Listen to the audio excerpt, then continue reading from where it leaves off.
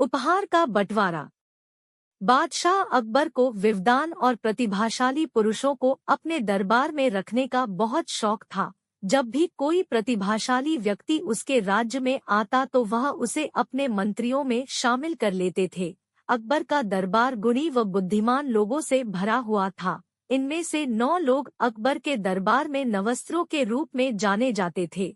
वे असाधारण प्रतिभाशाली और अपने अपने क्षेत्र में निपुण थे। उन्हीं दिनों महेशदास नाम का एक युवक अकबर के राज्य में एक छोटे से गांव में रहता था। उसने अपने पूरा जीवन इसी गांव में व्यतीत किया था। अब वह दुनिया की यात्रा करना चाहता था। उसने बादशाह के महल व बड़े नगरों के बारे में बहुत सारी कहानियां सुनी थी। उसे यहाँ घूमना रोमांचक लग रहा था। उसने निश्चय किया कि वह बादशाह के दरबार में जाएगा और वहाँ नौकरी पाने की कोशिश करेगा। वह बहुत भीड़ वाले बाजारों व नगरों से होकर गुजरा और अंत में शहर पहुंच गया। महेशदास महल के दरवाजे के पास तक तो पहुंच गया, किंतु अंदर प्रवेश नहीं कर सका। द्वारपाल ने उसे पकड़ लिया। उसने पूछा, आप कहाँ जाने की सोच रहे हो?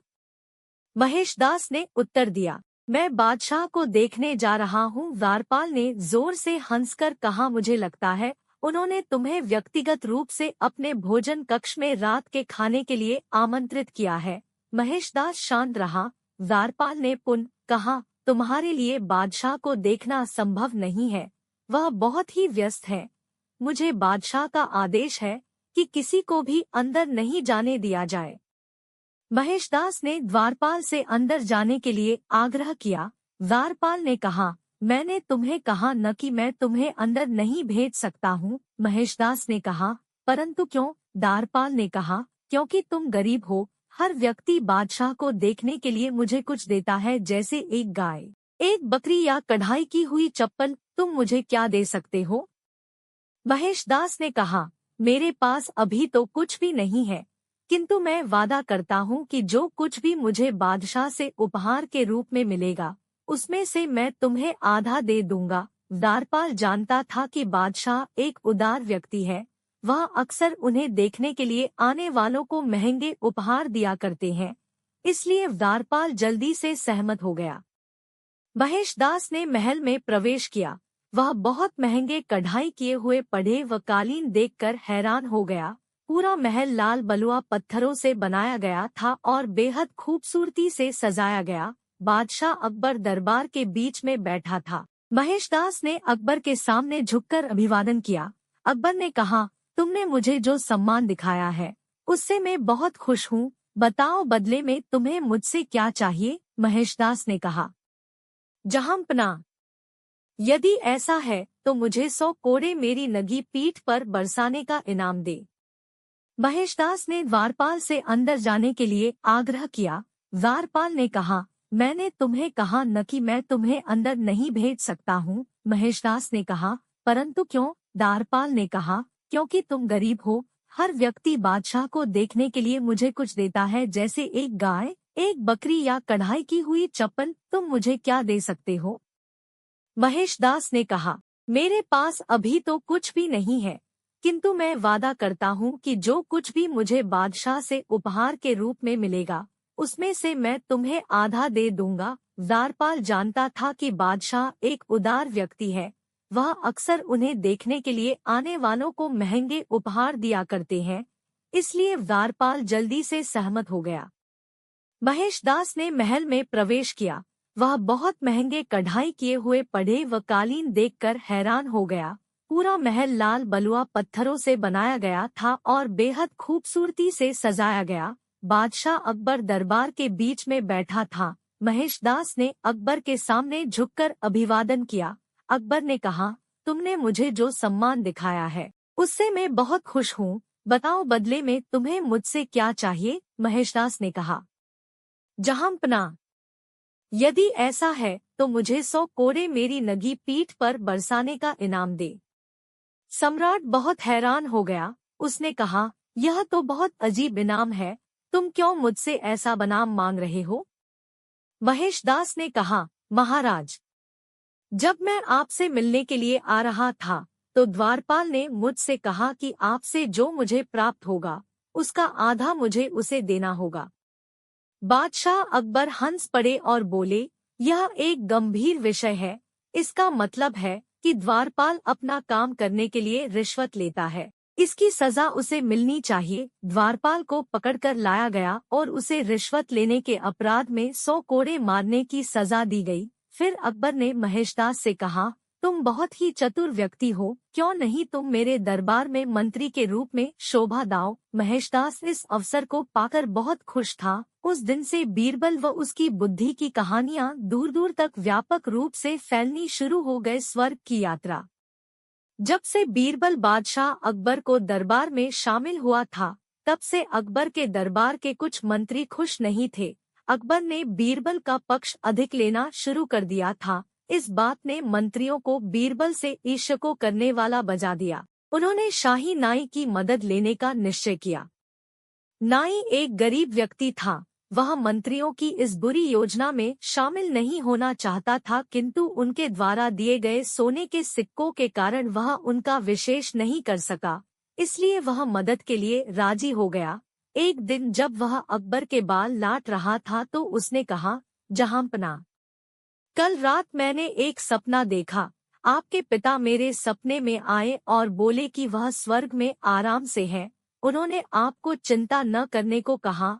अकबर ने जब यह सुना तो वे उदास हो गए, क्योंकि जब उनके पिता मरे थे तब वे बहुत छोटे थे। वे अपने पिता को बहुत ज्यादा याद करते थे। वह बोले, मेरे पिता ने और क्या कहा? मुझे सब कुछ बताओ। नाई ने कहा, जहांपना। उन्होंने कहा कि वह ठीक है, किंतु थोड़ा बहुत ऊब गए हैं। वह बोले, यदि आप बीरबल को वहां भेज देंगे तो वह उन्हें बहुत खुश रखेगा। वह स्वर्ग से बीरबल को देखते हैं और उसकी बुद्धि और हास्य की प्रशंसा करते हैं। अकबर ने बीरबल से कहा, प्रिय बीरबल, मैं तुमसे बहुत खुश हूँ, किंतु अपने पिता के पास तुम्हें भेजते हुए मुझे बहुत दुख हो रहा है। जो स्वर्ग में खुश नहीं है, वे तुम्हें अपने पास बुलाना चाहते हैं। तुम्हें स्वर्ग में जाना होगा और उनका मनोरंजन करना होगा। बीरबल ने यह सुना तो वह चौंक गया। बाद में उसे पता चला कि यह मंत्रियों और नाई द्वारा बनाई गई योजना थी। उसने अपने घर के बाहर एक कब्र खुदवाई और कब्र के साथ एक रंग खोदी जो उसके शयन कक्ष तक जाती थी। फिर वह अकबर के पास गया और बोला, मैं स्वर्ग जाने के लिए तैयार हूँ, किंतु हमारे परिवार की परंपरा है कि हमें अपने घर के बाहर दफन किया जाता है। मैंने पहले से ही कब्र की व्यवस्था कर ली है। मैं आपसे अनुरोध करता हूँ कि मुझे वहाँ चीदा दफन कर दिया जाए। अकबरन ने बीरबल की इच्छा पूरी की। बीरबल को जिंदा दफन कर दिया गया। बीरबल सुरंग के रास्ते से अपने घर आ गया। 3 सप्ताह बाद वह अकबर के दरबार में गया। हर कोई बीरबल को देखकर हैरान था। अकबर ने कहा, तुम स्वर्ग से वापस कब आए? मेरे पिताजी कैसे हैं? और तुम इतने भद्दे क्यों दिखा रहे हो? बीरबल बोला, महाराज, आपके पिताजी ठीक हैं। उन्होंने आपको अपनी शुभकामनाएं भेजी है, किंतु जहांपना, स्वर्ग में कोई नाई नहीं है। इस वजह से मैं बहुत भद्दा दिखा रहा हूँ। यदि आपकी कृपा हो तो शाही नाई को आपके पिताजी के पास भेजा जाए, जिससे उन्हें खुशी मिलेगी। सम्राट ने तुरंत आदेश दिया कि नाई को जिंदा दफन करके स्वर्ग भेजा जाए। नाई अकबर के पैरों में गिर गया और क्षमा मांगने लगा। इसके बाद उसने सब कुछ कबूल कर लिया। अकबर ने यह योजना बनाने वाले सभी मंत्रियों को निकाल दिया और बाई को 10 कोड़े मारने का दंड दिया। पैसों का झोला। एक बार आगर शहर में एक कसाई रहता था। वह एक ईमानदार व्यक्ति था जो न तो मिलावटी मांस बेचता था और न ही मांस का अधिक दाम लेता था। बेहतरीन मांस बेचने के कारण उसके शहर में बहुत सारे ग्राहक थे। शहर में हर किसी को उसकी दुकान के बारे में पता था और वे अपने परिवार व दोस्तों को भी उसकी दुकान की सिफारिश करते थे। त्योहारों के समय में उसकी दुकान में लोगों की भीड़ लगी रहती थी और वह कमाई पूरे दिन उनकी सेवा में व्यस्त रहता था। ऐसे ही एक दिन एक अनाज का व्यापारी कसाई की दुकान में आया। कसाई उस समय पैसे गिन रहा था। व्यापारी ने उसे 1 किलो मांस देने को कहा। कसाई ने अपना पैसों वाला थैला काउंटर पर रखा और मांस लेने के लिए भंडार घर में चला गया, परंतु जब वह वापस आया तो यह देखकर हैरान रह गया कि पैसों वाला थैला अब वहाँ नहीं था। कसाई ने बहुत गुस्से में कहा, श्रीमान माफ करना, मुझे लगता है आपने मेरा थैला चुराया है। मैं उसे मांस लेने जाने से पहले मेज पर छोड़कर गया था।